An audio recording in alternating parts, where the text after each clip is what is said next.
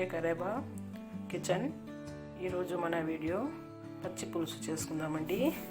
పచ్చి పులుసు కావాల్సిన పెద్ద నిమ్మకాయ సైజ్ అంతా చింతపండు తీసుకున్నానండి.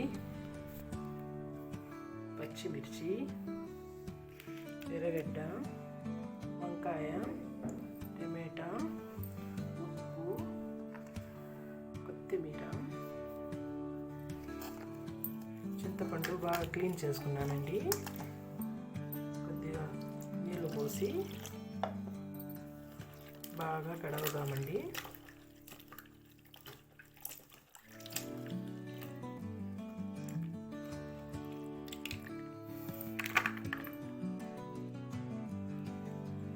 చింతపండు క్లీన్ కడుక్కున్నానండి.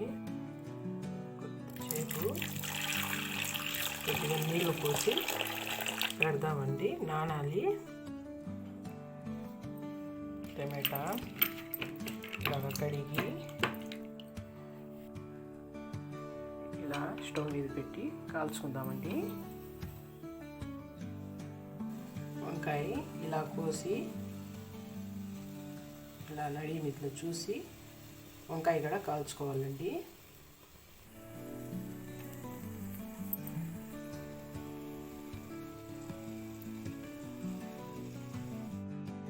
నల్లగా కాల్చుకోవాలండి.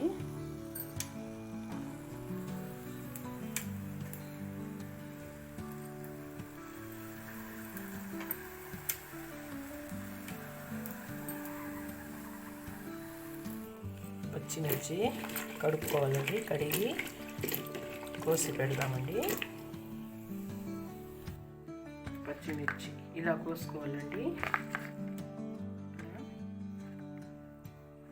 టమాటో, వంకాయ కాల్చేసినామండి నల్లగా.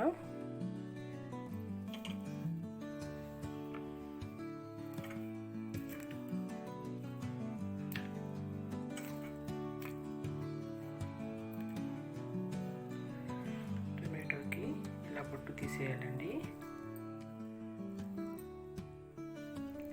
టమాటాకి, వంకాయకి ఇలా పొట్టు తీసేయాలండి. చింతపండు బాగా నానిపోయిందండి. ఇలా తీసుకొని గుజ్జు తీసుకోవాలండి. బాగా ఇలా తీసుకోవాలా, ఇలా పిసుకాలండి. ఇలా బాగా పిసికేసినానండి.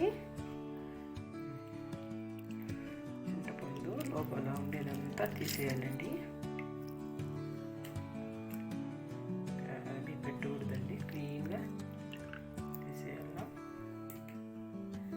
ఇది పక్కలో పెట్టుకుందామండి. ఇప్పుడు ఇగో గిన్నె తీసుకొని పచ్చిమిర్చి దీంట్లో వేయాలండి. వేసి బాగా మ్యాష్ చేయాలండి.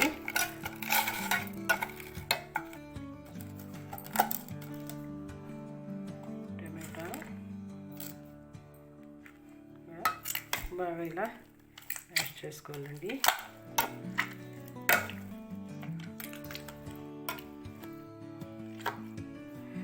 వంకాయ ఇక్కడ వేసుకుందామండి.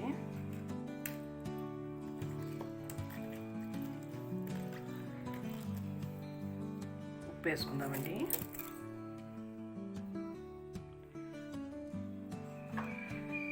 మేము పక్కలో పెట్టుకున్నాం కదండి చింత నీళ్ళు, ఇవి కూడా వేసుకుందాము.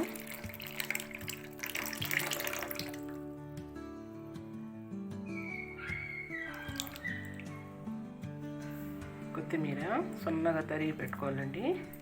కొత్తిమీర కూడా వేయాల. చూడండి, ఎర్రగడ్డ ఇలా కోసి పెట్టుకోవాలండి. బాగా చేసేయాలండి.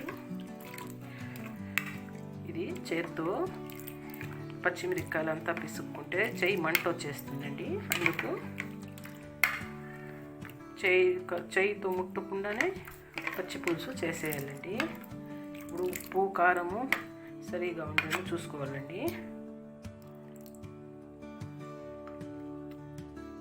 రుచి బాగుందండి. ఉప్పు, కారము సరిపోయిందండి. మా వీడియో నచ్చితే షేర్ చేయండి, లైక్ కొట్టండి, కమెంట్లో ఎలా ఉందో చెప్పండి. వీటిలో ఎలాంటి రెసిపీ కావాలో చెప్తే మీ షేకరేవా రెడీగా ఉంటుందండి వీడియో పెట్టేదానికి.